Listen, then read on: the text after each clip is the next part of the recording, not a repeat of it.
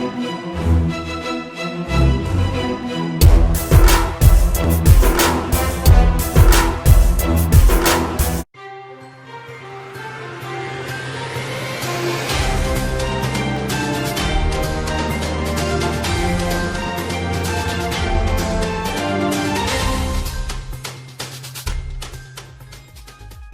श्री अकाल। टीवी 84 देख रहे सारे दर्शकों का स्वागत है। मैं हरप्रीत कौर ते बुलेटिन की शुरुआत करते हैं हेडलाइंस के नाल। राफेल मुद्दे ते कीतियां टिप्पणियां ते राहुल गांधी ने सुप्रीम कोर्ट विच हलफनामा दायर करके फैसले ते जताया अफसोस। कहा चोण प्रचार दे जोश विच कीतियां सन टिप्पणियां राजनीतिक विरोधियों ने कीती दुरवरतों। चौधरी संतोख सिंह ते महेंद्र सिंह केपी दरमियान हुई दोस्ती। कैप्टन दी कुर्की तो बाद केपी ने बदलिया अपना स्टैंड। हुण चौधरी संतोख सिंह लई करनगे प्रचार। कैप्टन पुजे सन केपी दे घर। नामजदगियां भरन दी हुई शुरुआत। जलंधर तो कांग्रेसी उम्मीदवार चौधरी संतोख सिंह दे कैप्टन ने भरवाए कागज। कैप्टन ने मोदी दीयां नीतियां ते चुके सवाल। कैप्टन ਵੱਲੋਂ ਜਗਮੀਤ ਬਰਾੜ ਦੇ ਉਦੋਂ ਦੇ ਮੈਸੇਜ ਜਨਤਕ ਕਰਮ ਤੇ ਕਰੜਾ ਰੁਖ। ਕਿਹਾ ਕੈਪਟਨ ਅਕ੍ਰਿਤ ਕਣ ਨਿੱਜੀ ਸੰਦੇਸ਼ਾਂ ਨੂੰ ਕੀਤਾ ਜਨਤਕ। ਕਿਹਾ ਉਹਨਾਂ ਕੋਲ ਵੀ ਨੇ ਕੈਪਟਨ ਦੇ ਕਈ ਰਾਜ਼। ਤੇ ਸੱਚਖੰਡ ਸ੍ਰੀ ਹਰਿਮੰਦਰ ਸਾਹਿਬ ਵਿਖੇ ਕੇਂਦਰੀ ਸਿੱਖ ਅਜਾਇਬ ਘਰ ਵਿੱਚ ਸੰਤ ਗਿਆਨੀ ਵਰਿਆਮ ਸਿੰਘ ਧੂਰਕੋਟ ਤੇ ਗਿਆਨੀ ਜੋਗਾ ਸਿੰਘ ਜੋਗੀ ਦੀਆਂ ਤਸਵੀਰਾਂ ਕੀਤੀਆਂ ਗਈਆਂ ਸੁਸ਼ੋਭਿਤ। ਭਾਈ ਗੋਬਿੰਦ ਸਿੰਘ ਲੋਂਗੋਵਾਲ ਨੇ ਕਿਹਾ ਆਉਣ ਵਾਲੀਆਂ ਪੀੜ੍ਹੀਆਂ ਲਈ ਪ੍ਰੇਰਨਾ ਸਰੋਤ ਨੇ ਇਹ ਸ਼ਖਸੀਅਤਾਂ। ਤੇ ਹੁਣ ਇਹਨਾਂ ਖਬਰਾਂ ਦਾ ਵਿਸਥਾਰ। कांग्रेस प्रधान राहुल गांधी ने सुप्रीम कोर्ट विच हलफनामा दायर करके राफेल फैसले उत्ते अपनियां टिप्पणियां लई अफसोस प्रगटाया है। राहुल गांधी ने कहा कि उन्हां चोण प्रचार दे जोश विच टिप्पणी कीती सी जिस दी राजनीतिक विरोधियां ने दुरवरतों कीती। राहुल ने कहा कि राजनीतिक प्रचार दी गर्मी दे दौरान उन्हां इह बयान दिता। लोक सभा चोणां दे अंतिम गेड़ दौरान पंजाब विच होण वालीआं चोणां लई नामजदगी पत्तर दाखल करन दी प्रक्रिया अज शुरू हो गई। नामजदगी पत्तर भरन दी आखिरी तारीख 29 अप्रैल 2019 है। नामजदगियां दी पड़ताल 30 अप्रैल मंगलवार नूं होवेगी जबकि नामजदगी पत्तर वापस लैण दी आखिरी तारीख 2 मई 2019 है। अज जलंधर तो कांग्रेसी उम्मीदवार चौधरी संतोख सिंह ने कागज भरे जबकि श्रोमणी अकाली दल अमृतसर की टिकट तो बठिंडा तो चोण लड़ रहे गुरसेवक सिंह जवाहर का ने भी अपने कागज दाखिल कर दिते ने। लोक सभा हल्का बठिंडा तो किन्ने के बंदे ने कागज दाखिल कीते जी, किन्ने के बंदे इलेक्शन लड़ने ਤੁਹਾਡੇ ਸਾਡੇ ਸੰਗਰੂਰ ਤੋਂ ਸਰਦਾਰ ਸਿਮਰਨਜੀਤ ਸਿੰਘ ਮਾਨ ਪਾਰਟੀ ਵੱਲੋਂ ਅਕਾਲੀ ਦਲ ਅੰਮ੍ਰਿਤਸਰ ਵੱਲੋਂ ਚੋਣ ਲੜ ਰਹੇ ਨੇ। 2 ਸੀਟਾਂ ਹੀ ਸਾਡੀ ਪਾਰਟੀ ਦੇ ਬਰਗਾੜੀ ਮੋਰਚੇ ਵੱਲੋਂ ਅਸੀਂ ਆਈਆਂ ਸੀ, ਦੋਨਾਂ ਤੋਂ ਅਸੀਂ ਚੋਣ ਲੜ ਰਹੇ ਹਾਂ। ਬਾਇਓਡਾਟਾ 'ਚ ਤੁਸੀਂ ਕੀ ਕੁਛ ਦਿੱਤਾ ਜੀ? ਬਾਇਓਡਾਟਾ ਦੇ ਵਿੱਚ ਅਸੀਂ ਜੀ ਆਪਦੀ ਜਾਇਦਾਦ ਦਾ ਸਾਰਾ ਵੇਰਵਾ, ਕਿੰਨੇ ਜੀ ਜਾਇਦਾਦ ਕੀ ਕੁਛ ਅਸੀਂ 5 ਡਿਟੇਲ 'ਚ ਏਕੜ ਜ਼ਮੀਨ ਉਹਦੇ ਵਿੱਚ ਜਿਹੜੀ ਮੇਰੇ ਨਾਂ ਹੈ ਉਹ ਦੱਸੀ ਹੈ ਸਾਰੀ। ਹੋਰ ਜੀ ਬਾਕੀ ਰੈਜ਼ੀਡੈਂਸ ਹੋਰ ਆਪਣੇ ਜ਼ਿਮੀਂਦਾਰਾਂ ਕੋਲ ਕੀ ਹੁੰਦਾ। ਲੁਧਿਆਣਾ ਵਿੱਚ ਸਭ ਤੋਂ ਪਹਿਲੀ ਨਾਮਜ਼ਦਗੀ ਮੁੱਲਾਂਪੁਰ ਦੇ ਰਹਿਣ ਵਾਲੇ ਟੀਟੂ ਬਾਣੀਆਂ ਨੇ ਭਰੀ ਤੇ ਉਹਨਾਂ ਦੀ ਨਾਮਜ਼ਦਗੀ ਭਰਨ ਮੌਕੇ ਖਸਖਸ ਦੀਆਂ ਪੁੜੀਆਂ ਨਾਲ ਬਣੀ ਮਾਲਾ ਆਪਣੇ ਗਲ ਵਿੱਚ ਪਾਈ ਹੋਈ ਸੀ। ਟੀਟੂ ਬਾਣੀਆਂ ਨੇ ਕਿਹਾ ਕਿ ਪੰਜਾਬ ਦੇ ਵਿੱਚ ਖਸਖਸ ਦੀ ਖੇਤੀ ਸ਼ੁਰੂ ਕੀਤੀ ਜਾਵੇ ਤੇ ਇਹ ਉਹਨਾਂ ਦੀ ਚੋਣ ਮੁਹਿੰਮ ਦਾ ਮੁੱਖ ਮੁੱਦਾ ਹੈ। ਟੀਟੂ ਬਾਣੀਆਂ ਨੇ ਕਿਹਾ ਕਿ ਪੰਜਾਬ ਦੇ ਕਿਸਾਨਾਂ ਨੂੰ ਖੁਸ਼ਹਾਲ ਬਣਾਉਣ ਤੇ ਨੌਜਵਾਨਾਂ ਨੂੰ ਮੈਡੀਕਲ ਤੇ ਚਿੱਟੇ ਤੋਂ ਮੁਕਤ ਕਰਨ ਲਈ ਭੁੱਕੀ ਤੇ ਅਫੀਮ ਦੀ ਖੇਤੀ ਜ਼ਰੂਰੀ ਹੈ। ਨਾਲ ਹੀ ਉਹਨਾਂ ਕਿਹਾ ਕਿ ਉਹ ਵੱਡੇ ਸਿਆਸੀ ਲੀਡਰਾਂ ਨੂੰ ਚੈਲੰਜ ਕਰਦੇ ਨੇ ਕਿ ਉਹਨਾਂ ਨੇ ਬੀਤੇ ਸਾਲਾਂ ਵਿੱਚ ਕੋਈ ਵੀ ਕੰਮ ਲੁਧਿਆਣਾ ਦੇ ਲੋਕਾਂ ਲਈ ਨਹੀਂ ਕੀਤਾ ਪਰ ਉਹ ਕਰਕੇ ਦਿਖਾਉਣਗੇ। ਟੀਟੂ ਬਾਣੀਆਂ ਨੇ ਕਿਹਾ ਕਿ ਪਿਛਲੀ ਵਾਰ ਵੀ ਉਹਨਾਂ ਨੇ ਨਾਮਜ਼ਦਗੀ ਭਰੀ ਸੀ ਪਰ ਉਹਨਾਂ ਦੀ ਜ਼ਮਾਨਤ ਜ਼ਬਤ ਹੋ ਗਈ ਸੀ ਪਰ ਉਹਨਾਂ ਨਾਲ ਇਹ ਵੀ ਉਮੀਦ ਜਤਾਈ ਕਿ ਸਮਾਂ ਬਦਲਦਿਆਂ ਦੇਰ ਨਹੀਂ ਲੱਗਦੀ। ਸਭ ਤੋਂ ਪਹਿਲਾਂ ਮੈਂ ਤੁਹਾਨੂੰ ਦੱਸਦਾ ਜਿਗਰਾ ਵੀ ਖਸਖਸ ਦੀ ਖੇਤੀ ਦੇ ਹਾਰ ਮੇਰੇ ਯਾਰਾਂ ਦੋਸਤਾਂ ਨੇ ਪਾਏ ਆ। ਅਸੀਂ ਲੰਮੇ ਸਮੇਂ ਤੋਂ ਮੰਗ ਕਰ ਰਹੇ ਹਾਂ ਵੀ ਪੰਜਾਬ ਦੇ ਵਿੱਚ ਖਸਖਸ ਦੀ ਖੇਤੀ ਹੋਣੀ ਚਾਹੀਦੀ ਆ ਪਰ ਸਰਕਾਰਾਂ ਸੁੱਤੀਆਂ ਪਈਆਂ ਨੇ। ਬਾਕੀ ਸੂਬਿਆਂ ਦੇ ਵਿੱਚ ਜਦੋਂ ਖਸਖਸ ਦੀ ਖੇਤੀ ਆ ਮੈਂ ਤਾਂ ਸਰਕਾਰਾਂ ਨੂੰ ਪੁੱਛਦਾ ਵਾਂ ਵੀ ਪੰਜਾਬ ਦੇ ਵਿੱਚ ਕੀ ਗੋਲੀ ਲੱਗੀ ਹੋਈ ਆ। ਸਾਡਾ ਜਿਹੜਾ ਕਿਸਾਨ ਆ ਅੰਨਦਾਤਾ ਉਹਨਾਂ ਨੂੰ ਬਚਾਉਣ ਦੀ ਕੋਸ਼ਿਸ਼ ਕਰ ਰਿਹਾ, ਉਹਨਾਂ ਨੌਜਵਾਨਾਂ ਨੂੰ ਬਚਾਉਣ ਦੀ ਕੋਸ਼ਿਸ਼ ਕਰ ਰਿਹਾ, ਮੈਂ ਗੰਦਲੇ ਪਾਣੀ ਨੂੰ ਬਚਾਉਣ ਦੀ ਕੋਸ਼ਿਸ਼ ਕਰ ਰਿਹਾ ਤਾਂ ਫਿਰ ਮੈਨੂੰ ਲੋਕੀ ਕਿਉਂ ਨਹੀਂ ਪਸੰਦ ਕਰਨਗੇ? ਕੀ ਇਹਨਾਂ ਨੂੰ ਪਸੰਦ ਕਰਨਗੇ ਜਿਨ੍ਹਾਂ ਨੇ ਸਾਡਾ ਪਾਣੀ ਖਰਾਬ ਕਰਤਾ, ਜਿਨ੍ਹਾਂ ਨੇ ਨੌਜਵਾਨਾਂ ਨੇ ਸਾਡੇ ਮਾਵਾਂ ਦੇ ਪੁੱਤ ਚਿੱਟੇ ਨਾ ਮਾਰਤੇ। ਕੱਲੀ ਮਾਂ ਨਹੀਂ ਮਰਦੀ, ਮੈਂ ਪਹਿਲਾਂ ਵੀ ਕਹਿਣਾ ਹੁੰਦਾ ਜਦੋਂ ਮਾਂ ਮਰਦੀ ਆ ਉਹ ਸਾਰਾ ਪਰਿਵਾਰ ਮਰ ਜਾਂਦਾ ਵਾ। ਸਿਰਾ ਕੀ ਲੋਕ ਇਹਨਾਂ ਨੂੰ ਵੋਟਾਂ ਪਾਉਣਗੇ ਕਿ ਵੀ ਜਿਨ੍ਹਾਂ ਨੇ ਕਿਸਾਨਾਂ ਨੂੰ ਦੱਬ ਲਿਆ? ਕਹਿਣ ਦਾ ਭਾਵ ਕਿਸਾਨਾਂ ਨੂੰ ਉੱਠਣ ਨਹੀਂ ਦਿੰਦੇ, ਕਿਸਾਨਾਂ ਨੂੰ ਪੈਰਾਂ 'ਤੇ ਖੜੇ ਨਹੀਂ ਹੋਣ ਦਿੰਦੇ। ਕੀ ਇਹਨਾਂ ਨੂੰ ਵੋਟ ਪਾਉਣਗੇ ਜਿਹੜੇ ਗਟਰਾਂ ਪਾਣੀ ਸਰੇਆਮ ਘਰਾਂ 'ਚ ਆ ਰਿਹਾ ਵਾ? ਕੀ ਲੋਕ ਹੁਣ ਇਹਨਾਂ ਨੂੰ ਵੋਟਾਂ ਪਾਉਣਗੇ ਜਿਹੜੇ ਕੂੜੇ ਦੇ ਢੇਰ ਲੱਗੇ ਨੇ ਸੜਕਾਂ 'ਤੇ ਲੱਗੇ ਆ? ਕਹਿੰਦੇ ਸ਼ਰਾਬ ਦੇ ਠੇਕੇ ਸੜਕਾਂ 'ਤੇ ਗੈਰ ਕਾਨੂੰਨੀ ਆ, ਕਹਿੰਦੇ ਆ ਸੜਕਾਂ 'ਤੇ ਸ਼ਰਾਬ ਦੇ ਠੇਕੇ ਗੈਰ ਕਾਨੂੰਨੀ ਆ, ਪਰ ਕੂੜੇ ਦੇ ਢੇਰਾਂ ਨੂੰ ਕਾਨੂੰਨੀ ਮਾਨਤਾ ਮਿਲੀ ਹੋਈ ਆ। ਕਾਂਗਰਸ ਦੇ ਉਮੀਦਵਾਰ ਚੌਧਰੀ ਸੰਤੋਖ ਸਿੰਘ ਨੇ ਅੱਜ ਜਲੰਧਰ ਲੋਕ ਸਭਾ ਹਲਕੇ ਤੋਂ ਆਪਣੇ ਨਾਮਜ਼ਦਗੀ ਕਾਗਜ਼ ਦਾਖਲ ਕਰ ਦਿੱਤੇ। ਇਸ ਮੌਕੇ ਜਿੱਥੇ ਪੰਜਾਬ ਦੇ ਮੁੱਖ ਮੰਤਰੀ ਕੈਪਟਨ ਅਮਰਿੰਦਰ ਸਿੰਘ ਉਹਨਾਂ ਦੇ ਨਾਲ ਮੌਜੂਦ ਸਨ, ਉੱਥੇ ਹੀ ਮਹਿੰਦਰ ਸਿੰਘ ਕੇਪੀ ਵੀ ਉੱਥੇ ਹਾਜ਼ਰ ਸਨ। ਕੇਪੀ ਬਾਰੇ ਹੁਣ ਤੱਕ ਇਹੋ ਆਖਿਆ ਜਾ ਰਿਹਾ ਸੀ ਕਿ ਉਹ ਜਲੰਧਰ ਹਲਕੇ ਤੋਂ ਟਿਕਟ ਨਾ ਮਿਲਣ ਕਾਰਨ ਪਾਰਟੀ ਤੋਂ ਨਾਰਾਜ਼ ਚੱਲ ਰਹੇ ਨੇ। ਇਸ ਲਈ ਅੱਜ ਪੰਜਾਬ ਦੇ ਮੁੱਖ ਮੰਤਰੀ ਕੈਪਟਨ ਅਮਰਿੰਦਰ ਸਿੰਘ ਸਭ ਤੋਂ ਪਹਿਲਾਂ ਜਲੰਧਰ ਸਥਿਤ ਕੇਪੀ ਦੀ ਰਿਹਾਇਸ਼ ਤੇ ਗਏ ਤੇ ਉੱਥੇ ਕੁਝ ਸਮਾਂ ਰਹੇ। ਕੈਪਟਨ ਦੇ ਕਹਿਣ ਤੇ ਕੇਪੀ ਤੁਰੰਤ ਮੰਨ ਗਏ ਤੇ ਆਮ ਚੋਣਾਂ ਦੌਰਾਨ ਪਾਰਟੀ ਲਈ ਪ੍ਰਚਾਰ ਕਰਨ ਲਈ ਵੀ ਸਹਿਮਤ ਹੋ ਗਏ। ਫਿਰ ਕੈਪਟਨ ਤੇ ਕੇਪੀ ਦੋਵੇਂ ਵੱਡੇ ਕਾਫਲੇ ਨਾਲ ਜ਼ਿਲ੍ਹਾ ਚੋਣ ਅਧਿਕਾਰੀ ਕੋਲ ਕਾਗਜ਼ ਦਾਖਲ ਕਰਨ ਲਈ ਗਏ। ਚੌਧਰੀ ਸੰਤੋਖ ਸਿੰਘ ਨੇ ਮਹਿੰਦਰ ਸਿੰਘ ਕੇਪੀ ਦੇ ਪੈਨ ਨਾਲ ਆਪਣਾ ਨਾਮਜ਼ਦਗੀ ਪਰਚਾ ਦਾਖਲ ਕੀਤਾ। ਇੰਜ ਉਹਨਾਂ ਦੁਨੀਆ ਨੂੰ ਦਿਖਾਇਆ ਕਿ ਉਹਨਾਂ ਵਿਚਾਲੇ ਕੋਈ ਗਲਤਫਹਿਮੀ ਜਾਂ ਗਿਲਾ ਸ਼ਿਕਵਾ ਨਹੀਂ ਹੈ। ਕੈਪਟਨ ਨੇ ਜਲੰਧਰ ਵਿੱਚ ਚੌਧਰੀ ਸੰਤੋਖ ਸਿੰਘ ਦੇ ਹੱਕ ਵਿੱਚ ਇੱਕ ਚੋਣ ਰੈਲੀ ਨੂੰ ਵੀ ਸੰਬੋਧਨ ਕੀਤਾ। ਇਸ ਮੌਕੇ ਉਹਨਾਂ ਕਿਹਾ ਕਿ ਪ੍ਰਧਾਨ ਮੰਤਰੀ ਨਰਿੰਦਰ ਮੋਦੀ ਨੇ ਕੱਲ ਜੋ ਪਰਮਾਣੂ ਹਥਿਆਰਾਂ ਬਾਰੇ ਬਿਆਨ ਦਿੱਤਾ ਸੀ ਉਹ ਬਿਲਕੁਲ ਗੈਰ ਜ਼ਿੰਮੇਵਾਰਾਨਾ ਹੈ। ਜਿਹੜੀਆਂ ਬੜੀ ਧੂਮਧਾਮ ਨਾਲ ਗੱਲਾਂ ਕੀਤੀਆਂ ਸੀ ਇਸ ਮੌਜੂਦਾ ਸਰਕਾਰ ਨੇ, ਅੱਜ ਉਹ ਗੱਲਾਂ ਨੂੰ ਅੱਜ ਕਿਉਂ ਨਹੀਂ ਇਸਤੇਮਾਲ ਕਰ ਰਹੇ ਇਸ ਇਲੈਕਸ਼ਨ? ਕਿਸ ਨੇ ਕਿਹਾ ਨੋਟਬੰਦੀ ਦਾ? ਇੱਕ ਵਾਰ ਵੀ ਬਾਦਲ ਨੇ ਕਿਹਾ? ਬਾਦਲ ਔਰ ਜਾਂ ਇਹਨਾਂ ਦਾ ਦੂਜਾ ਜਿਹੜਾ ਮੋਦੀ, ਇਹਨਾਂ ਨੇ ਕਦੇ ਕਿਹਾ ਕਿ ਜਿਹੜਾ ਪ੍ਰੋਗਰਾਮ ਅਸੀਂ ਦਿੱਤਾ ਸੀ ਉਹ ਪ੍ਰੋਗਰਾਮ ਦਾ ਬੜਾ ਅੱਛਾ ਅਸਰ ਹੋਇਆ? ਕਿਉਂਕਿ ਉਹਨਾਂ ਨੂੰ ਪਤਾ ਹੈ ਕਿ ਲੋਕ ਇਸ ਕੰਮ ਤੋਂ ਦੁਖੀ ਸੀ। ਜਿਹੜੀ ਸਾਡੀ GST ਲਾਤੀ, ਕੋਈ ਵਪਾਰੀ ਖੁਸ਼ ਹੈ ਜੋ ਕਹਿ ਸਕਦਾ ਮੈਨੂੰ ਕਿ ਮੈਂ ਖੁਸ਼ ਹਾਂ ਇਹਦੇ GST ਦੇ ਨਾਲ? ਔਰ ਇਹ ਇਹਨਾਂ ਨੇ ਦੋਨੋਂ ਪ੍ਰੋਗਰਾਮ ਚੱਕੇ ਸੀ ਕਿ ਬੜੀ ਤਬਦੀਲੀ ਆ ਜਾਣੀ ਹੈ ਮੁਲਕ ਦੇ ਵਿੱਚ, ਬਹੁਤ ਕੁਝ ਸਾਡਾ ਇੰਡਸਟਰੀ ਵੱਧ ਜਾਣਾ ਹੈ। ਔਰ ਇਸ ਵੇਲੇ ਸਾਡੀ ਬੇਰੁਜ਼ਗਾਰੀ 12% ਤੇ ਖੜੀ ਹੈ। ਸਮਝ ਸਕਦੇ ਹੋ ਕਿੰਨਾ 12% ਬਣਦਾ ਹੈ? ਸੈਂਕੜੇ ਲੱਖ ਤੋਂ ਉੱਪਰ ਇਹ ਸਾਡੀ ਬੇਰੁਜ਼ਗਾਰੀ ਹੈ। ਇਹਨਾਂ ਦੀ ਮਿਹਰਬਾਨੀ ਔਰ ਕਰੀ ਜਾਂਦੇ ਗੱਲਾਂ। ਹੁਣ ਅੱਛੇ ਦਿਨ ਆ ਗਏ। ਕਿਆ ਸਵਾ ਅੱਛੇ ਦਿਨ ਆ ਗਏ? ਦੱਸੋ ਮੈਨੂੰ ਜਰਾ, ਦੱਸੇ ਮੈਨੂੰ ਮੋਦੀ ਕੇ ਕਿੱਥੇ ਅੱਛੇ ਦਿਨ ਆ ਗਿਆ? ਅੱਛੇ ਦਿਨ ਤਾਂ ਉਦੋਂ ਆਣਗੇ ਜਿਸ ਦਿਨ ਇਹਨਾਂ ਦਾ ਭੋਗ ਪਊ। ਇਹ ਤੁਹਾਡੇ ਸਾਹਮਣੇ ਅਸੀਂ ਕਰਕੇ ਛੱਡਾਂਗੇ। ਇਹ ਹਿੰਦੁਸਤਾਨ ਦੀ ਹਕੂਮਤ, ਹਿੰਦੁਸਤਾਨ ਦੇ ਲੋਕ ਢਾਉਣਗੇ ਇਸ ਨੂੰ। ਔਰ ਅੱਜ ਦੇਖ ਲਓ ਜਿੱਥੇ ਜਿੱਥੇ ਜਾ ਰਹੇ ਨੇ, ਜਿਹੜੇ ਸੂਬੇ ਚੋਣਾਂ ਆ ਰਹੀਆਂ ਨੇ, ਜੋ ਵੀ ਪ੍ਰੈਸ ਵਾਲੇ ਦੱਸਦੇ ਨੇ, ਅਸੀਂ ਤਾਂ ਉੱਥੇ ਜਾਂਦੇ ਨਹੀਂ, ਕਿ ਤਬਦੀਲੀ ਆ ਰਹੀ ਹੈ।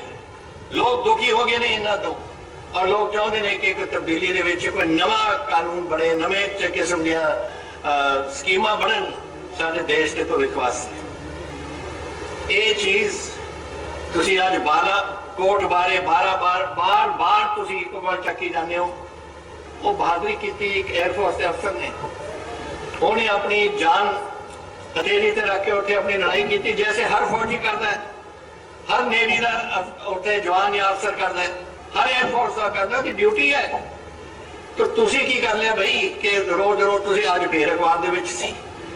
ਪਹਿਲੀ ਵੋਟ ਬਾਲਾਕੋਟ ਨੂੰ ਪਾ ਦਿਓ ਬਈ। ਬਾਲਾਕੋਟ ਇਹ ਮੈਨੂੰ ਸਮਝ ਨਹੀਂ ਆਉਂਦੀ ਕੀ ਕਹਿਣਾ ਚਾਹੁੰਦਾ ਇਹ ਮੋਦੀ ਸਾਹਿਬ। ਹਿੰਦੁਸਤਾਨ ਨੂੰ ਕੀ ਕਰਨਾ ਚਾਹੁੰਦੇ, ਮੁਲਕ ਨੂੰ ਕੀ ਕਰਨਾ ਚਾਹੁੰਦੇ ਕਿ ਫੌਜ, 에ਅਰਫੋਰਸ ਔਰ ਨੇਵੀ ਉਹਦੀ ਹੈ ਜਨਾਤ, ਉਹ ਮੁਲਕ ਦੀ ਜਨਾਤ ਹੈ, ਸਾਡੀ ਜਨਾਤ ਹੈ, ਸਾਡੇ ਮੁਲਕ ਦੇ ਰਕਸ਼ਕ ਨੇ। ਸੰਗਰੂਰ ਵਿੱਚ ਪਾਰਟੀ ਵਰਕਰਾਂ ਨਾਲ ਮਿਲਣ ਪੁੱਜੇ ਸ਼੍ਰੋਮਣੀ ਅਕਾਲੀ ਦਲ ਦੇ ਪ੍ਰਧਾਨ ਸੁਖਬੀਰ ਬਾਦਲ ਨੇ ਕਿਹਾ ਹੈ ਕਿ ਪਾਰਟੀ ਕੱਲ ਪੰਜਾਬ ਦੀਆਂ ਅਹਿਮ ਸੀਟਾਂ ਤੋਂ ਆਪਣੇ ਉਮੀਦਵਾਰਾਂ ਦਾ ਐਲਾਨ ਕਰੇਗੀ। ਬਾਦਲ ਨੇ ਕਿਹਾ ਕਿ ਅਕਾਲੀ ਦਲ ਉਡੀਕ ਰਿਹਾ ਸੀ ਕਿ ਦੋਵਾਂ ਸੀਟਾਂ ਤੋਂ ਕਾਂਗਰਸ ਕਿਸ ਨੂੰ ਉਮੀਦਵਾਰ ਬਣਾਉਂਦੀ ਹੈ ਤੇ ਹੁਣ ਕਾਂਗਰਸ ਵੱਲੋਂ ਫਿਰੋਜ਼ਪੁਰ ਤੋਂ ਸ਼ੇਰ ਸਿੰਘ ਕੁਬਾਇਆ ਤੇ ਬਠਿੰਡਾ ਤੋਂ ਰਾਜਾ ਵੜਿੰਗ ਨੂੰ ਉਮੀਦਵਾਰ ਬਣਾਉਣ ਮਗਰੋਂ ਅਕਾਲੀ ਦਲ ਆਪਣੇ ਪੱਤੇ ਖੋਲੇਗਾ। ਸੁਖਬੀਰ ਬਾਦਲ ਨੇ ਬਠਿੰਡਾ ਤੋਂ ਕਾਂਗਰਸ ਦੇ ਉਮੀਦਵਾਰ ਰਾਜਾ ਵੜਿੰਗ ਨੂੰ ਬੈਸਟ ਆਫ ਲੱਕ ਕਿਹਾ। ਮੰਨਿਆ ਜਾ ਰਿਹਾ ਹੈ ਕਿ ਰਾਜਾ ਵੜਿੰਗ ਨੂੰ ਹਰਸਿਮਰਤ ਕੌਰ ਬਾਦਲ ਹੀ ਟੱਕਰ ਦੇਵੇਗੀ। ਫਿਰੋਜ਼ਪੁਰ ਤੋਂ ਸੁਖਬੀਰ ਬਾਦਲ ਖੁਦ ਚੋਣ ਮੈਦਾਨ ਵਿੱਚ ਉਤਰ ਸਕਦੇ ਨੇ। ਸ਼ਹਿਰ ਦੇ ਵਾਰਡ ਵਾਈਜ਼ ਵਰਕਰ ਆ, ਉਹਨਾਂ ਨਾਲ ਮੀਟਿੰਗ ਕਰਕੇ ਉਹਨਾਂ ਨੂੰ ਇਲੈਕਸ਼ਨ ਦਾ ਚਾਰਜ ਕਰਕੇ ਉਹਨਾਂ ਨਾਲ ਗੱਲਬਾਤ ਕਰਕੇ ਕਿਵੇਂ ਇਲੈਕਸ਼ਨ ਕਰਨਾ, ਕਿਵੇਂ ਕਰਨਾ, ਸਾਰਾ ਅਸੀਂ ਕਰਾਂਗੇ। ਵਾਰਡ ਵਾਈਜ਼ ਦੋ ਅਹਿਮ ਸੀਟਾਂ ਵਾਲੇ ਐਲਾਨ ਕਰਕੇ ਕਦ ਤੱਕ ਜੀ? ਕੱਲ ਸਰਕਾਰ ਹੋਣ ਦੇ ਬਾਵਜੂਦ ਕਿੰਨੀਆਂ ਸੀਟਾਂ ਜਿੱਤਣ ਦਾ ਦਾਅਵਾ ਕਰਦੇ? 13 ਦੀ 13 ਦੇਖਿਓ। ਕਿਸ ਤਰ੍ਹਾਂ ਦੇਖ ਰਹੇ ਹੋ ਬੜਿੰਗ ਨੂੰ ਲਾਇਆ ਜੀ ਉੱਥੇ? ਯਾਰ ਮੈਂ ਉਹਨੂੰ ਬੈਸਟ ਆਫ ਲੱਕ ਕਹਿੰਦਾ, ਕਿਉਂਕਿ ਜੋ ਵੀ ਉਮੀਦਵਾਰ ਹੈ ਉਹ ਮੈਦਾਨ 'ਚ ਆਇਆ। ਵਿਸ਼ ਹਿਮ ਬੈਸਟ ਆਫ ਲੱਕ। ਸਰ ਜਿਹੜੇ ਲੋਕਾਂ ਦੇ ਮੁੱਦੇ ਨੇ ਖਤਮ ਹੋ ਚੁੱਕੇ ਨੇ, ਉਹ ਸਾਹਮਣੇ ਨਹੀਂ ਆ ਰਹੇ। ਸਿਆਸਤ ਜਿਹੜੀ ਕੀਤੀ ਜਾ ਰਹੀ ਹੈ, ਸਾਰੀ ਸਿਆਸਤ ਹੁਣ ਇਹਨਾਂ ਦੀ ਗੱਲ ਫੇਲ ਹੋ ਗਈ। ਕੋਈ ਕਾਂਗਰਸੀ ਆਪਣੇ 2 ਸਾਲ ਦੇ ਟੈਨਿਓਰ ਬਾਰੇ ਨਹੀਂ ਕਹਿੰਦਾ। ਕਿਤੇ ਕੈਪਟਨ ਨਹੀਂ ਕਿਹਾ ਮੈਂ 2 ਸਾਲਾਂ 'ਚ ਆਹ ਕੰਮ ਕੀਤਾ ਜਾਂ ਇਹ ਕੰਮ। ਮੈਂ ਚੈਲੰਜ ਕਰਦਾ ਕੈਪਟਨ ਅਮਰਿੰਦਰ ਸਿੰਘ ਨੂੰ ਕਿ ਇੱਕ ਚੀਜ਼ ਦੱਸ ਦੇ ਪੂਰੇ 2 ਸਾਲ 'ਚ ਕੀਤੀ ਕੀ ਉਹਨੇ, ਇੱਕ ਨਿਸ਼ਾਨੀ ਪੰਜਾਬ ਵਾਸਤੇ। ਕੱਲ ਚੌਪਾਲ ਲਈ ਸੀ, ਚੌਪਾਲ ਦੇ ਵਿੱਚ ਗੱਲ ਕੀਤੀ ਸੀ ਵੀ ਚਾਹੇ ਅਸੀਂ ਰੁਜ਼ਗਾਰ ਦੇਵਾਂਗੇ ਨੌਜਵਾਨ ਪਹਿਲੇ ਨਹੀਂ। ਪਿਛਲੇ 70 ਸਾਲਾਂ 'ਚੋਂ ਕਾਂਗਰਸ ਰੋਜ਼ਗਾਰ ਵੀ ਦੇ ਰਹੀ ਹੈ, ਗਰੀਬੀ ਹਟਾਓ ਵੀ ਕਰ ਰਹੀ ਹੈ। ਉਹ ਚੀਜ਼ਾਂ ਪਿਛਲੇ 70 ਸਾਲ ਕਾਂਗਰਸ ਕਰ ਰਹੀ ਹੈ। ਨਸ਼ੇ ਦੀ ਵੀ ਗੱਲ ਕਰ ਰਹੇ, ਨਸ਼ਾ ਬਠਿੰਡਾ ਸੀ ਤੱਕ ਕੱਲ ਅਕਾਲੀ ਦਲ ਦਾ ਪੱਲਾ ਫੜਨ ਤੋਂ ਬਾਅਦ ਜਗਮੀਤ ਬਰਾੜ ਪਹਿਲੀ ਵਾਰ ਸ਼੍ਰੀ ਹਰਮੰਦਰ ਸਾਹਿਬ ਮੱਥਾ ਟੇਕਣ ਪਹੁੰਚੇ। ਸ਼੍ਰੀ ਦਰਬਾਰ ਸਾਹਿਬ ਵਿਖੇ ਨਤਮਸਤਕ ਹੋ ਕੇ ਉਹਨਾਂ ਗੁਰੂ ਮਹਾਰਾਜ ਦਾ ਆਸ਼ੀਰਵਾਦ ਲਿਆ ਤੇ ਸਿਆਸਤ ਦੀ ਨਵੀਂ ਪਾਰੀ ਸ਼ੁਰੂ ਕੀਤੀ। ਇਸ ਮੌਕੇ ਸ਼੍ਰੋਮਣੀ ਗੁਰਦੁਆਰਾ ਪ੍ਰਬੰਧਕ ਕਮੇਟੀ ਵੱਲੋਂ ਜਗਮੀਤ ਬਰਾੜ ਨੂੰ ਸਿਰੋਂ ਪਾਓ ਪੇਂਟ ਕਰਕੇ ਸਨਮਾਨਿਤ ਕੀਤਾ ਗਿਆ। ਇਸ ਉਪਰੰਤ ਪੱਤਰਕਾਰਾਂ ਵੱਲੋਂ ਕੈਪਟਨ ਵੱਲੋਂ ਜਨਤਕ ਕੀਤੇ ਗਏ ਮੈਸੇਜਾਂ ਬਾਰੇ ਪੁੱਛੇ ਸਵਾਲ ਦਾ ਜਵਾਬ ਦਿੰਦਿਆਂ ਜਗਮੀਤ ਬਰਾੜ ਨੇ ਜਿੱਥੇ ਇਸ ਨੂੰ ਰਾਜੇ ਦੀ ਘਟੀਆ ਹਰਕਤ ਕਰਾਰ ਦਿੱਤਾ, ਉੱਥੇ ਹੀ ਕੈਪਟਨ ਦੇ ਕਈ ਰਾਜ਼ ਉਸ ਦੇ ਕੋਲ ਹੋਣ ਦੀ ਗੱਲ ਵੀ ਕਹੀ। ਦੱਸ ਦੇਈਏ ਕਿ ਪਿਛਲੇ ਦਿਨੀ ਜਗਮੀਤ ਬਰਾੜ ਅਕਾਲੀ ਦਲ ਵਿੱਚ ਸ਼ਾਮਿਲ ਹੋ ਗਏ ਸਨ ਤੇ ਪਾਰਟੀ ਨੇ ਇਹਨਾਂ ਨੂੰ ਸੀਨੀਅਰ ਮੀਤ ਪ੍ਰਧਾਨ ਦੇ ਅਹੁਦੇ ਨਾਲ ਨਵਾਜਿਆ ਹੈ। ਦੇਖੋ ਇਹਨੂੰ ਕਹੀਦਾ ਵਾਟ ਆ ਫਾਲ ਅੰਗਰੇਜ਼ੀ ਚ। ਬਹੁਤ ਵੱਡਾ ਖਾਨ ਹੈ ਕਿ ਕਿੰਨਾ ਵੱਡਾ ਇੱਕ ਤਰ੍ਹਾਂ ਨਾਲ ਇਨਸਾਨ ਇੱਕ ਰਾਇਲਟੀ ਨੂੰ ਬਿਲੋਂਗ ਕਰਨ ਵਾਲਾ ਇੰਨਾ ਛੋਟਾ ਹੋ ਸਕਦਾ ਹੈ ਕਿ ਨਿੱਜੀ ਤੌਰ ਤੇ ਵਿਨਮਰਤਾ ਨਾਲ ਕੁਝ ਕਹੀਆਂ ਹੋਈਆਂ ਗੱਲਾਂ।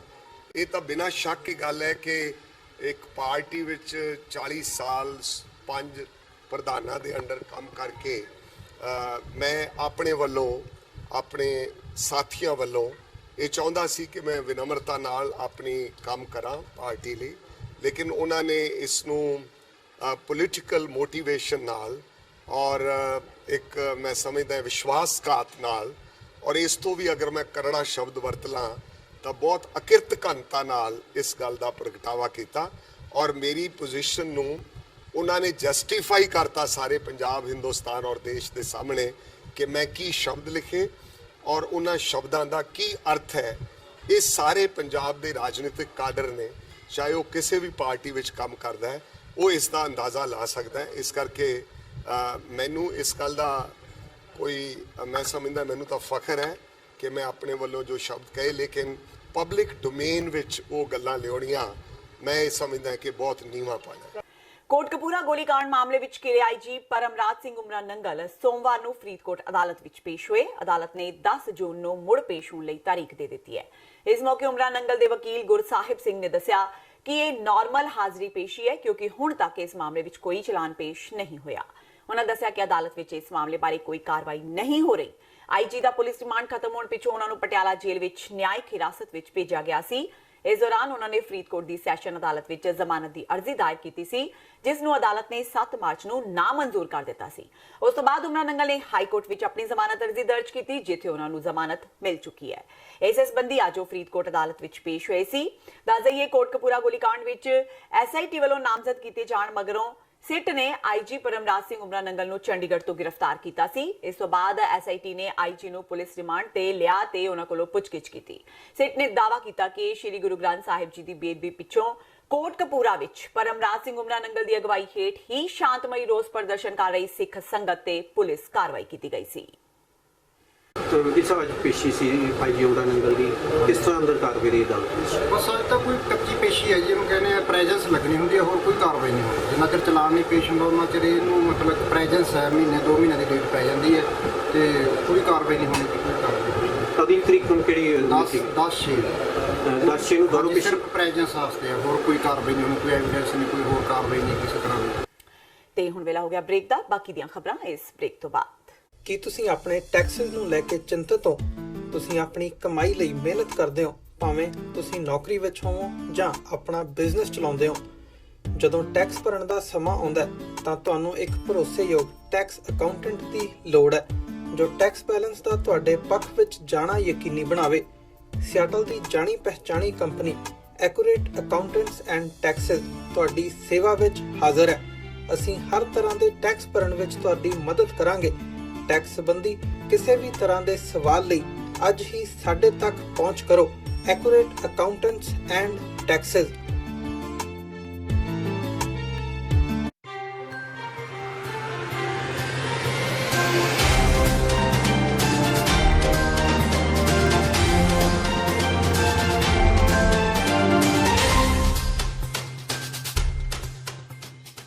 ਬ੍ਰੇਕ ਤੋਂ ਬਾਅਦ TV84 ਦੇ ਖਬਰਾਂ ਦੇ ਬੁਲੇਟਿਨ ਵਿੱਚ ਸਵਾਗਤ ਹੈ। ਵਧਦੇ ਹਾਂ ਅਗਲੀ ਖਬਰ ਵੱਲ। ਬਠਿੰਡਾ ਦੀ ਅਨਾਜ ਮੰਡੀ ਵਿੱਚ ਪਿਛਲੇ 1 ਹਫ਼ਤੇ ਤੋਂ ਕਣਕ ਦੀ ਫਸਲ ਲੈ ਕੇ ਬੈਠੇ ਕਿਸਾਨ ਫਸਲ ਦੀ ਖਰੀਦ ਨਾ ਹੋਣ ਕਾਰਨ ਪਰੇਸ਼ਾਨ ਹੋ ਰਹੇ ਨੇ। ਸਰਕਾਰ ਉਕਤ ਕਿਸਾਨਾਂ ਦੀ ਫਸਲ ਵਿੱਚ ਨਮੀ ਦੀ ਮਾਤਰਾ ਵੱਧ ਹੋਣ ਦਾ ਕਹਿ ਕੇ ਉਹਨਾਂ ਦੀ ਫਸਲ ਦੀ ਖਰੀਦ ਨਹੀਂ ਕਰ ਰਹੀ। ਉਧਰ ਚੁਣਾਵੀ ਸੀਜ਼ਨ ਵਿੱਚ ਮੰਡੀ ਦਾ ਦੌਰਾ ਕਰਨ ਪੁੱਜੀ ਅਕਾਲੀ ਦਲ ਦੀ ਸੰਭਾਵਿਤ ਉਮੀਦਵਾਰ ਨੇ ਪ੍ਰਸ਼ਾਸਨ ਤੇ ਜੰਮ ਕੇ ਭੜਾਸ ਕੱਢੀ। ਜ਼ਿਲ੍ਹੇ ਦੇ ਡਿਪਟੀ ਕਮਿਸ਼ਨਰ ਨੂੰ ਫੋਨ ਤੇ ਫਟਕਾਰ ਲਗਾਉਂਦਿਆਂ ਬੀਬੀ ਹਰਸਿਮਰਤ ਕੌਰ ਬਾਦਲ ਨੇ ਮਾਮਲੇ ਦੀ ਜਾਂਚ ਕਰਨ ਦੇ ਆਦੇਸ਼ ਦਿੱਤੇ। ਕੋਈ ਬੰਦਾ ਇੱਥੇ ਅਵੇਲੇਬਲ ਨਹੀਂ ਸੀਗਾ ਤੇ ਪੁੱਛਿਆ ਗਿਆ ਕਿਉਂ ਤੁਹਾਡੀ ਫਸਲ ਨਹੀਂ ਚੱਕੀ। ਕਹਿੰਦੇ ਸਾਨੂੰ ਸਾਰਿਆਂ ਨੂੰ ਕਿਹਾ ਜਾ ਰਿਹਾ ਕਿ ਮੋਇਸਚਰ ਲੈਵਲ ਜ਼ਿਆਦਾ ਹੈਗਾ ਜਿਹਦੇ ਕਰਕੇ ਅਸੀਂ ਨਹੀਂ ਲੈ ਸਕਦੇ, ਕੱਲੇ ਰਜਿਸਟਰ ਵਿੱਚ ਨੋਟ ਕਰਕੇ ਚਲੇ ਗਏ। ਮੈਂ ਜਿਹੜਾ ਉੱਥੇ ਮੁਲਾਜ਼ਮ ਸੀਗਾ ਉਹਨਾਂ ਨੂੰ ਮੈਂ ਜਿਹੜਾ ਏਜੰਟ ਸੀਗਾ ਉੱਥੇ ਮੰਡੀ ਦਾ ਮਾਰਕੀਟ ਕਮੇਟੀ ਦਾ ਉਹਨਾਂ ਨੂੰ ਮੈਂ ਕਿਹਾ ਤੁਸੀਂ ਮੋਇਸਚਰ ਦੀ ਮਸ਼ੀਨ ਲਾ ਕੇ ਜ਼ਰਾ ਮੇਰੇ ਸਾਹਮਣੇ ਦਿਖਾਓ ਤਾਂ ਸਹੀ ਮੋਇਸਚਰ ਕਿੰਨਾ ਹੈਗਾ। ਤੇ ਉਹਨਾਂ ਨੇ ਮਸ਼ੀਨ ਚਲਾ ਕੇ ਉਹਦੇ ਵਿੱਚ ਦਾਣੇ ਪਾ ਕੇ ਦਿਖਾਏ ਤੇ ਮੋਇਸਚਰ 20-22 ਆ ਰਿਹਾ ਸੀਗਾ। ਮੈਂ ਉਹਨਾਂ ਨੂੰ ਕਿਹਾ ਤੁਸੀਂ ਮਸ਼ੀਨ ਖਾਲੀ ਕਰੋ ਤੇ ਹੁਣ ਮੈਨੂੰ ਔਨ ਕਰਕੇ ਦਿਖਾਓ। ਤੇ ਜਦ ਮਸ਼ੀਨ ਦਾਣਿਆਂ ਤੋਂ ਖਾਲੀ ਕਰਕੇ ਔਨ ਕੀਤਾ ਉਹ ਸਿੱਧੇ 5 'ਚ ਪਹੁੰਚ ਗਈ, ਜਿਹਦਾ ਮਤਲਬ ਇਹ ਪੂਰਾ ਇੱਕ ਕਿਸਾਨਾਂ ਦੇ ਨਾਲ ਇੱਕ ਬਹੁਤ ਵੱਡਾ ਫਰਾਡ ਕੀਤਾ ਜਾ ਰਿਹਾ ਹੈ। ਜਿਹੜਾ ਇੱਥੇ ਨੈਕਸਸ ਬਣਿਆ ਹੋਇਆ ਹੈ ਕਿਸਾਨਾਂ ਤੋਂ ਪੈਸੇ ਵਸੂਲਣ ਦਾ, ਪਤਾ ਨਹੀਂ ਇਹ ਸਰਕਾਰ ਕੀ ਸੁੱਤੀ ਪਈ ਹੈ। ਜੇ 5 ਤੋਂ ਸ਼ੁਰੂ ਹੋ ਰਿਹਾ ਹੈ ਤੇ ਜਿਨ੍ਹਾਂ ਦਾ 15 ਹੈਗਾ, ਜਿਨ੍ਹਾਂ ਦਾ 18 ਹੈਗਾ, ਉਹਨਾਂ ਨੂੰ ਝੂਠ ਮਾਰ ਕੇ ਮੋਇਸਚਰ ਜ਼ਿਆਦਾ ਵਿਚਾਰਿਆਂ ਨੂੰ 7-7 ਦਿਨ ਤੋਂ ਖੱਜਲ ਕਰਕੇ ਇੱਥੇ ਅੱਜ ਮੌਸਮ ਦੇ ਮੀਂਹ ਪੈ ਜਾਂਦਾ ਹੈਗਾ ਤੇ ਇਹਨਾਂ ਵਿਚਾਰਿਆਂ ਦਾ ਕੀ ਕਸੂਰ ਹੈ ਜਿਹੜੇ ਸਮੇਂ ਦੇ ਨਾਲ ਆਪਣਾ ਫਸਲ ਲੈ ਕੇ ਆਏ ਨੇ। ਸੋ ਮਸ਼ੀਨ ਦੇ ਉੱਤੇ ਸਟicker ਲੱਗਿਆ ਹੈ PIU ਦਾ, ਜਿਹੜੀ ਸਰਕਾਰੀ ਏਜੰਸੀ ਨੇ ਕੈਲੀਬ੍ਰੇਟ ਕਰਕੇ ਭੇਜਿਆ ਹੈਗਾ। ਮੈਂ DC ਸਾਹਿਬ ਨੂੰ ਫੋਨ ਕਰਕੇ ਕਿਹਾ, ਮੈਂ ਕਿਹਾ ਤੁਸੀਂ ਆ ਕੇ ਇੱਥੇ ਦੇਖੋ ਹੋ ਕੀ ਰਿਹਾ। ਮਸ਼ੀਨ 5 ਤੋਂ ਸ਼ੁਰੂ ਹੋ ਰਹੀ ਹੈ, ਇਹਨਾਂ ਨੂੰ 7 ਦਿਨ ਦਾ ਬਿਠਾਇਆ ਹੋਇਆ, ਕਿਸੇ ਦਾ 16 ਆ ਰਿਹਾ, ਕਿਸੇ ਦਾ 17 ਆ ਰਿਹਾ। ਉਹ ਸਾਰੇ ਚੱਕਣ ਵਾਲੀ ਫਸਲ ਹੈ ਲੇਕਿਨ ਉਹਨਾਂ ਨੂੰ ਮੋਇਸਚਰ ਜ਼ਿਆਦਾ ਕਰਕੇ ਸਾਰਾ ਰਿਜੈਕਟ ਕਰਕੇ ਇਹ ਇੱਕ ਤਰ੍ਹਾਂ ਕਿਸਾਨਾਂ ਤੋਂ ਪੈਸੇ ਵਸੂਲਣ। ਉਧਰ ਕਾਂਗਰਸ ਵੱਲੋਂ ਬਠਿੰਡਾ ਵਿੱਚ ਚੋਣ ਲੜਨ ਨੂੰ ਭੇਜੇ ਗਏ ਅਮਰਿੰਦਰ ਸਿੰਘ ਰਾਜਾ ਵੜਿੰਗ ਨੇ ਆਪਣਾ ਪ੍ਰਚਾਰ ਸ਼ੁਰੂ ਕਰ ਦਿੱਤਾ ਹੈ। ਰਾਜਾ ਵੜਿੰਗ ਮੁਤਾਬਕ ਅਕਾਲੀ ਦਲ ਹਰਸਿਮਰਤ ਨੂੰ ਉਹਨਾਂ ਦੇ ਮੁਕਾਬਲੇ ਬਠਿੰਡਾ ਤੋਂ ਚੋਣ ਲੜਾਉਣ ਤੋਂ ਡਰ ਰਿਹਾ ਹੈ ਤੇ ਇਹੀ ਵਜ੍ਹਾ ਹੈ ਕਿ ਅਜੇ ਤੱਕ ਅਕਾਲੀ ਦਲ ਨੇ ਉਹਨਾਂ ਦੇ ਨਾਮ ਦੀ ਘੋਸ਼ਣਾ ਨਹੀਂ ਕੀਤੀ। ਦੂਜਾ ਹਰਸਿਮਰਤ ਕੌਰ ਬਾਦਲ ਜਿਹੜੀ ਦੂਜੀ ਵਾਰੀ ਮੈਡਮ ਬਣੇ ਸੀਗੇ ਉਹਨਾਂ ਨੂੰ ਕੇਂਦਰ ਮੰਤਰੀ ਬਣਾਇਆ ਗਿਆ, ਕਿਉਂ? ਕਿੱਧਰ ਗਈਆਂ ਸੀਨੀਅਰਿਟੀ? ਢੀਂਡਸਾ ਸਾਹਿਬ ਉਦੋਂ ਮੈਨੂੰ ਲੱਗਦਾ ਕਿ ਮਿਨਿਸਟਰ ਰਹੇ ਵਾਜਪਾਈ ਜੀ ਦੀ ਗਵਰਨਮੈਂਟ ਦੇ ਅੰਦਰ। ਸੋ ਮੈਨੂੰ ਲੱਗਦਾ ਕਿ ਇਹ तमाम ਜਿਹੜੀਆਂ ਚੀਜ਼ਾਂ ਇਹ ਨਹੀਂ ਐਕਟੀਵਿਟੀ ਕਰਦੇ ਆ ਵੀ ਯਾਰ ਕੋਈ ਨਾ ਕੋਈ ਹੋਰ ਬੰਦਾ ਵੀ ਲੱਗ ਸਕਦਾ ਹੈ, ਜਾ ਸਕਦੇ ਆ। ਅੰਦਰੋਂ ਡਰ ਹੈ, ਸਰਵੇ ਕਰਾਉਂਦੇ ਆ ਕਿ ਫਲਾਨਾ ਬੰਦਾ ਆ ਗਿਆ ਤਾਂ ਸਾਡਾ ਕੀ ਰਹੇਗਾ, ਫਲਾਨਾ ਆ ਗਿਆ ਤਾਂ ਕੀ ਰਹੇਗਾ, ਫਲਾਨਾ ਆ ਗਿਆ ਤਾਂ ਕੀ ਰਹੇਗਾ। ਡਰ ਹੈ, ਭੈ। ਫਿਰ ਐਲਾਨ ਕਰਨ 'ਚ ਕੀ ਹੱਲ ਸੀਗਾ? ਸਾਰੇ ਉਮੀਦਵਾਰ ਇਹਦਾ ਮਤਲਬ ਪਹਿਲਾਂ ਐਲਾਨ ਨਹੀਂ ਕਰਦੇ, ਲੋਕਾਂ ਨੂੰ ਦੱਸਿਆ ਜਾ ਰਿਹਾ ਵੀ ਖਰਚਾ ਨਾ ਹੋ ਜੇ ਸ਼ਾਇਦ ਇਲੈਕਸ਼ਨ ਵਿੱਚ। ਜਿਹੜੇ ਦੂਜੇ ਉਮੀਦਵਾਰ ਅਕਾਲੀ ਦਲ ਦੇ ਲੜ ਰਹੇ ਉਹਨਾਂ ਦਾ ਖਰਚਾ ਨਹੀਂ ਹੋ ਰਿਹਾ। ਇਹ ਬੜੀ ਕਹਿਣ ਤੋਂ ਭਾਵ ਕਿ ਅੰਦਰ ਡਰ ਹੈ, ਭੈ ਹੈ। ਮੇਰਾ ਡਰ ਨਹੀਂ ਹੈ। ਫਿਰੋਜ਼ਪੁਰ ਦੇ ਮੌਜੂਦਾ ਸੰਸਦ ਮੈਂਬਰ ਸ਼ੇਰ ਸਿੰਘ ਕੁਬਾਇਆ ਨੂੰ ਕਾਂਗਰਸ ਪਾਰਟੀ ਵੱਲੋਂ ਲੋਕ ਸਭਾ ਹਲਕਾ ਫਿਰੋਜ਼ਪੁਰ ਦੇ ਮੈਦਾਨ ਵਿੱਚ ਉਤਾਰ ਦਿੱਤਾ ਗਿਆ ਹੈ।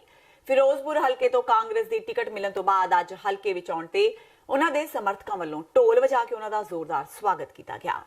19 ਮਈ ਨੂੰ ਹੋਣ ਜਾ ਰਹੀਆਂ ਲੋਕ ਸਭਾ ਚੋਣਾਂ ਦੇ ਚੋਣ ਪ੍ਰਚਾਰ ਨੂੰ ਲੈ ਕੇ ਸ਼ੇਰ ਸਿੰਘ ਕੁਬਾਇਆ ਵੱਲੋਂ ਅੱਜ ਤਲਵੰਡੀ ਸਾਬੋ ਵਿੱਚ ਰੋਡ ਸ਼ੋਅ ਦੀ ਸ਼ੁਰੂਆਤ ਕੀਤੀ ਗਈ। ਕੁਬਾਇਆ ਵੱਲੋਂ ਕੀਤਾ ਗਿਆ ਰੋਡ ਸ਼ੋਅ ਉਹਨਾਂ ਦੇ ਕੁਬਾਇਆ ਪਿੰਡ ਜਾ ਕੇ ਖਤਮ ਹੋਇਆ। ਇਹ ਟਿਕਟ ਤੁਹਾਡੀ ਮਿਹਨਤ ਦੇ ਕਰਕੇ ਤੁਹਾਨੂੰ ਮਿਲੀ ਹੈ ਤੇ ਮੈਨੂੰ ਵਿਸ਼ਵਾਸ ਹੈ ਕਿ ਤੁਸੀਂ ਦਿਨ ਰਾਤ ਇੱਕ ਕਰਕੇ ਇਸ ਜੋ ਕਾਂਗਰਸ ਪਾਰਟੀ ਨੇ ਆਪਣੇ ਤੇ ਯਕੀਨ ਰੱਖਿਆ ਇਸ ਨੂੰ ਪੂਰਾ ਨਿਭਾਓਗੇ ਤੇ ਬਹੁਤ ਵੱਡੀ ਲੀਡ ਨਾਲ ਜਿਤਾ ਕੇ ਤੁਸੀਂ ਇੱਕ ਸੀਟ ਕਾਂਗਰਸ ਦੀ ਝੋਲੀ ਵਿੱਚ ਪਾਓਗੇ ਤੇ ਰਾਹੁਲ ਗਾਂਧੀ ਜੀ ਨੂੰ ਦੇਸ਼ ਦਾ ਪ੍ਰਧਾਨ ਮੰਤਰੀ ਤੁਸੀਂ ਬਣਾਉਣਾ ਹੈ। ਇਸ ਕਰਕੇ ਮੈਂ ਪਹਿਲਾਂ ਤੁਹਾਨੂੰ ਪਤਾ ਹੈ ਕਿ 10 ਸਾਲ ਤੋਂ ਲਗਾਤਾਰ ਅਕਾਲੀ ਦਲ ਤੋਂ ਮੈਂਬਰ ਪਾਰਲੀਮੈਂਟ ਚੁਣਿਆ ਗਿਆ ਸੀ ਤੇ ਹੁਣ ਇਸ ਵਾਰ ਕਾਂਗਰਸ ਪਾਰਟੀ ਨੇ ਜੋ ਮੈਨੂੰ ਮਾਣ ਬਖਸ਼ਿਆ ਹੈ तो ਮੈਨੂੰ ਲੱਗ ਰਿਹਾ ਕਿ ਜਿੰਨਾ ਤੁਹਾਡਾ ਹਜ਼ਾਰਾਂ ਦੀ ਗਿਣਤੀ ਵਿੱਚ ਇਕੱਠ ਹੈ ਇੱਕ ਛੋਟੇ ਜਿਹੇ ਇਸ ਇਲਾਕੇ ਦੇ ਵਿੱਚ ਐਂਟਰੀ ਹੋਣ ਤੇ ਬਹੁਤ ਵੱਡੀ ਜਿੱਤ ਜਿਹੜੀ ਹੈ ਤੁਹਾਡੀ ਹੋਣੀ ਹੈ। ਮਰਹੂਮ ਜਥੇਦਾਰ ਗੁਰਚਰਨ ਸਿੰਘ ਟੌੜਾ ਦੇ ਪਰਿਵਾਰ ਵੱਲੋਂ ਮੁੜ ਅਕਾਲੀ ਦਲ ਵਿੱਚ ਸ਼ਮੂਲੀਅਤ ਕਰਨ ਤੇ ਲੁਧਿਆਣਾ ਤੋਂ ਕਾਂਗਰਸ ਦੇ ਉਮੀਦਵਾਰ ਰਵਨੀਤ ਸਿੰਘ ਬਿੱਟੂ ਨੇ ਟਿੱਪਣੀ ਕੀਤੀ ਹੈ। ਬਿੱਟੂ ਨੇ ਕਿਹਾ ਕਿ ਅਕਾਲੀ ਦਲ ਵੱਲੋਂ ਸਿਰਫ ਚੋਣਾਂ ਵਿੱਚ ਫਾਇਦਾ ਲੈਣ ਲਈ ਟੌੜਾ ਪਰਿਵਾਰ ਦੀ ਪਾਰਟੀ ਵਿੱਚ ਵਾਪਸੀ ਕਰਵਾਈ ਗਈ ਹੈ। ਬਿੱਟੂ ਮੁਤਾਬਕ ਚੋਣਾਂ ਖਤਮ ਹੁੰਦਿਆਂ ਹੀ ਅਕਾਲੀ ਦਲ ਟੌੜਾ ਪਰਿਵਾਰ ਨੂੰ ਭੁੱਲ ਜਾਵੇਗਾ। ਰਵਨੀਤ ਬਿੱਟੂ ਦਾ ਕਹਿਣਾ ਹੈ ਕਿ ਅਕਾਲੀ ਦਲ ਦੇ ਪ੍ਰਧਾਨ ਸੁਖਬੀਰ ਸਿੰਘ ਬਾਦਲ ਦੀਆਂ ਮਾੜੀਆਂ ਨੀਤੀਆਂ ਦੇ ਚਲਦਿਆਂ ਹੀ ਅਕਾਲੀ ਦਲ ਦੇ ਕਈ ਵੱਡੇ ਤੇ ਚੰਗੇ ਲੀਡਰ ਪਾਰਟੀ ਛੱਡ ਕੇ ਜਾ ਚੁੱਕੇ। ਇਸ ਦੇ ਨਾਲ ਹੀ ਭਾਜਪਾ ਵੱਲੋਂ ਗੁਰਦਾਸਪੁਰ ਸੀਟ ਤੇ ਫਿਲਮੀ ਅਦਾਕਾਰ ਸੰਨੀ ਦਿਓਲ ਨੂੰ ਲੈ ਕੇ ਆਉਣ ਤੇ ਚਰਚਾ ਤੇ ਬਿੱਟੂ ਨੇ ਕਿਹਾ ਕਿ ਇਸ ਨਾਲ ਕਾਂਗਰਸ ਨੂੰ ਕੋਈ ਫਰਕ ਨਹੀਂ ਪਵੇਗਾ। ਉਸ ਪਰਿਵਾਰ ਦੇ ਕੀਤੇ ਉਹ ਆਪਾਂ ਨੂੰ ਸਾਰਿਆਂ ਨੂੰ ਪਤਾ ਹੈ ਵੀ ਇੱਕ ਵਾਰ ਤੌੜਾ ਸਾਹਿਬ ਨੇ ਅਲੱਗ ਪਾਰਟੀ ਵੀ ਬਣਾ ਲਈ ਸੀ, ਫਿਰ ਉਹ ਆ ਗਏ ਸੀ, ਫਿਰ ਇਹ ਚਲੇ ਗਏ ਸੀ। ਇਹ ਸਿਰਫ ਵੋਟਾਂ ਵੇਲੇ ਤੌੜਾ ਪਰਿਵਾਰ ਇਹਨਾਂ ਨੂੰ ਯਾਦ ਆ ਜਾਂਦਾ, ਆ ਵੋਟਾਂ ਨਿਕਲ ਜਾਣਗੀਆਂ ਫਿਰ ਤੌੜਾ ਪਰਿਵਾਰ ਨੂੰ ਛੱਡ ਕੇ ਪਰੇ ਮਾਰਨਗੇ। ਸਿਰਫ ਅਖਬਾਰ ਦੀਆਂ ਸੁਰਖੀਆਂ ਫੋਟੋਆਂ ਬਣਾਉਣ ਲਈ ਉਹਨਾਂ ਕੋਲ ਪਹੁੰਚ ਜਾਂਦੇ ਆ। ਇੰਨੀ ਉਹ ਗੱਲ ਆ, ਉਹ ਇਹਨਾਂ ਤੋਂ ਬਾਦਲ ਸਾਹਿਬ ਤੋਂ ਵੀ ਵੱਡੇ ਲੀਡਰ ਸੀ। ਸੱਚਖੰਡ ਸ੍ਰੀ ਹਰਿਮੰਦਰ ਸਾਹਿਬ ਵਿਖੇ ਕੇਂਦਰੀ ਸਿੱਖ ਅਜਾਇਬ ਘਰ ਵਿੱਚ ਅੱਜ ਸਿੱਖ ਕੌਮ ਦੀਆਂ ਦੋ ਪ੍ਰਮੁੱਖ ਸ਼ਖਸੀਅਤਾਂ ਸੰਤ ਗਿਆਨੀ ਵਰਿਆਮ ਸਿੰਘ ਤੂਰਕੋਟ ਤੇ ਪੰਥ ਪ੍ਰਸਿੱਧ ਕਵੀਸ਼ਰ ਗਿਆਨੀ ਜੋਗਾ ਸਿੰਘ ਜੋਗੀ ਦੀਆਂ ਤਸਵੀਰਾਂ ਸੁਸ਼ੋਭਿਤ ਕੀਤੀਆਂ ਗਈਆਂ। ਇਹਨਾਂ ਦੋਹਾਂ ਸ਼ਖਸੀਅਤਾਂ ਨੇ ਸਿੱਖੀ ਦੇ ਪ੍ਰਚਾਰ ਤੇ ਪ੍ਰਸਾਰ ਵਿੱਚ ਅਹਿਮ ਯੋਗਦਾਨ ਪਾਇਆ। ਤਸਵੀਰਾਂ ਤੋਂ ਪਰਦਾ ਹਟਾਉਣ ਦੀ ਰਸਮ ਸ਼੍ਰੋਮਣੀ ਗੁਰਦੁਆਰਾ ਪ੍ਰਬੰਧਕ ਕਮੇਟੀ ਦੇ ਪ੍ਰਧਾਨ ਭਾਈ ਗੋਬਿੰਦ ਸਿੰਘ ਲੋਂਗੋਵਾਲ, ਸੱਚਖੰਡ ਸ੍ਰੀ ਹਰਿਮੰਦਰ ਸਾਹਿਬ ਦੇ ਗ੍ਰੰਥੀ ਸਿੰਘ ਸਾਹਿਬ ਗਿਆਨੀ ਮਾਨ ਸਿੰਘ, ਗਿਆਨੀ ਗੁਰਮਿੰਦਰ ਸਿੰਘ ਸਮੇਤ ਹੋਰ ਪ੍ਰਮੁੱਖ ਸ਼ਖਸੀਅਤਾਂ ਨੇ ਨਿਭਾਈ, ਜਦਕਿ ਇਸ ਤੋਂ ਪਹਿਲਾਂ ਹਜ਼ੂਰੀ ਰਾਗੀ ਜਥਿਆਂ ਨੇ ਗੁਰਬਾਣੀ ਕੀਰਤਨ ਕੀਤਾ। ਇਸ ਮੌਕੇ ਸ਼੍ਰੋਮਣੀ ਕਮੇਟੀ ਪ੍ਰਧਾਨ ਭਾਈ ਗੋਬਿੰਦ ਸਿੰਘ ਲੋਂਗੋਵਾਲ ਨੇ ਸੰਬੋਧਨ ਕਰਦਿਆਂ ਸੰਤ ਗਿਆਨੀ ਵਰਿਆਮ ਸਿੰਘ ਤੂਰਕੋਟ ਤੇ ਗਿਆਨੀ ਜੋਗਾ ਸਿੰਘ ਜੋਗੀ ਦੀ ਪੰਥਕ ਦੇਣ ਨੂੰ ਆਉਣ ਵਾਲੀਆਂ ਪੀੜ੍ਹੀਆਂ ਲਈ ਪ੍ਰੇਰਨਾ ਸਰੋਤ ਦੱਸਿਆ। ਸੋ ਅੱਜ ਦੋ ਤਸਵੀਰਾਂ ਜਿਹੜੀਆਂ ਨੇ ਸਾਡੇ ਕੇਂਦਰੀ ਸਿੱਖ ਅਜਾਇਬ ਘਰ ਦੇ ਵਿੱਚ ਲਾਈਆਂ ਗਈਆਂ ਨੇ। ਇਹ ਇੱਕ ਹੈ ਗਿਆਨੀ ਵਰਿਆਮ ਸਿੰਘ ਜੀ ਧੂਰਕੋਟ ਵਾਲੇ, ਦੂਸਰੀ ਸਦਾ ਜੋਗਾ ਸਿੰਘ ਜੀ ਜੋਗੀ, ਜਿਹੜੇ ਬਹੁਤ ਹੀ ਪ੍ਰਸਿੱਧ ਕਵੀਸ਼ਰ ਹੋਏ ਨੇ ਸਾਡੇ ਇਸ ਇਲਾਕੇ ਦੇ। ਸੋ ਉਹਨਾਂ ਦੀਆਂ ਤਸਵੀਰਾਂ ਲਾਈਆਂ ਨੇ ਕਿਉਂਕਿ ਉਹਨਾਂ ਦਾ ਸਾਡੇ ਸਿੱਖ ਸਮਾਜ ਨੂੰ, ਸਿੱਖ ਪੰਥ ਨੂੰ ਬਹੁਤ ਵੱਡੀ ਦੇਣ ਹੈ। ਜਿੱਥੇ ਗਿਆਨੀ ਵਰਿਆਮ ਸਿੰਘ ਜੀ ਨੇ ਸਾਰੇ ਸਿੱਖ ਪੰਥ ਦੀ ਸੇਵਾ ਕੀਤੀ ਹੈ, ਕਥਾ ਕੀਰਤਨ ਰਾਹੀਂ ਧਾਰਮਿਕ ਵਿਦਿਆਲਾ ਆਪਣਾ ਸਥਾਪਿਤ ਕਰਕੇ ਧੂਰਕੋਟ ਵਿਖੇ ਬਹੁਤ ਸਾਰੇ ਵਿਦਿਆਰਥੀ ਐਸੇ ਪੈਦਾ ਕੀਤੇ ਨੇ ਜੋ ਸਿੱਖ ਪੰਥ ਦੀ ਸੇਵਾ ਕਰ ਰਹੇ ਨੇ, ਅੱਜ ਵੀ ਸੇਵਾ ਕਰ ਰਹੇ ਨੇ। ਇਸ ਤਰ੍ਹਾਂ ਸਰਦਾਰ ਜੋਗਾ ਸਿੰਘ ਜੀ ਜੋਗੀ ਜੀ ਨੇ ਵੀ, ਜਿੱਥੇ ਉਹਨਾਂ ਨੇ ਆਪਣੀ ਕਲਮ ਦੇ ਨਾਲ 20 ਤੋਂ ਵੱਧ ਕਿਤਾਬਾਂ ਜਿਹੜੀਆਂ ਨੇ ਲਿਖੀਆਂ ਨੇ ਤੇ ਉੱਥੇ ਬਹੁਤ ਸਾਰੇ ਸ਼ਾਗਿਰਦ ਵੀ ਪੈਦਾ ਕੀਤੇ ਨੇ। ਸੋ ਮੈਂ ਸਮਝਦਾ ਕਿ ਉਹਨਾਂ ਦੀ ਬਹੁਤ ਵੱਡੀ ਸਾਨੂੰ ਦੇਣ ਹੈ। ਅੱਜ ਬਹੁਤ ਖੁਸ਼ੀ ਦੀ ਗੱਲ ਹੋਈ ਹੈ ਕਿ ਸਾਡੇ ਅਸੀਂ ਇਹ ਤਸਵੀਰਾਂ ਜਿਹੜੀਆਂ ਨੇ ਲਾਈਆਂ ਨੇ ਤਾਂ ਕਿ ਇੱਥੇ ਆ ਕੇ ਸਿੱਖ ਸੰਗਤਾਂ ਉਹਨਾਂ ਦੀ ਤਸਵੀਰਾਂ 'ਤੇ ਦਰਸ਼ਨ ਕਰ ਸਕਣ, ਉਹਨਾਂ ਦੇ ਜੀਵਨ ਤੋਂ ਜਿਹੜੀ ਹੈ ਸਿੱਖਿਆ ਲੈ ਸਕਣ। ਤੇ ਇਹ ਸਨ ਹੁਣ ਤੱਕ ਦੀਆਂ ਖਬਰਾਂ। ਜਾਂਦੇ ਇੱਕ ਵਾਰ ਫੇਰ ਨਜ਼ਰ ਮਾਰਦੇ ਹਾਂ ਮੁੱਖ ਖਬਰਾਂ ਤੇ। ਰਾਫੇਲ ਮੁੱਦੇ ਤੇ ਕੀਤੀਆਂ ਟਿੱਪਣੀਆਂ ਤੇ ਰਾਹੁਲ ਗਾਂਧੀ ਨੇ ਸੁਪਰੀਮ ਕੋਰਟ ਵਿੱਚ ਹਲਫਨਾਮਾ ਦਾਇਰ ਕਰਕੇ ਫੈਸਲੇ ਤੇ ਜਤਾਇਆ ਅਫਸੋਸ। ਕਿਹਾ ਚੋਣ ਪ੍ਰਚਾਰ ਦੇ ਜੋਸ਼ ਵਿੱਚ ਕੀਤੀਆਂ ਸਨ ਟਿੱਪਣੀਆਂ, ਰਾਜਨੀਤਿਕ ਵਿਰੋਧੀਆਂ ਨੇ ਕੀਤੀ ਦੁਰਵਰਤੋਂ।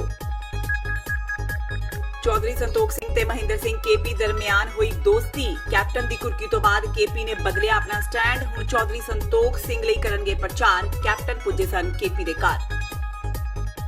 ਨਾਮਜ਼ਦਗੀਆਂ ਭਰਨ ਦੀ ਹੋਈ ਸ਼ੁਰੂਆਤ। ਜਲੰਧਰ ਤੋਂ ਕਾਂਗਰਸੀ ਉਮੀਦਵਾਰ ਚੌਧਰੀ ਸੰਤੋਖ ਸਿੰਘ ਦੇ ਕੈਪਟਨ ਨੇ ਭਰਵਾਏ ਕਾਗਜ਼। ਕੈਪਟਨ ਨੇ ਮੋਦੀ ਦੀਆਂ ਨੀਤੀਆਂ ਤੇ ਚੁੱਕੇ ਸਵਾਲ।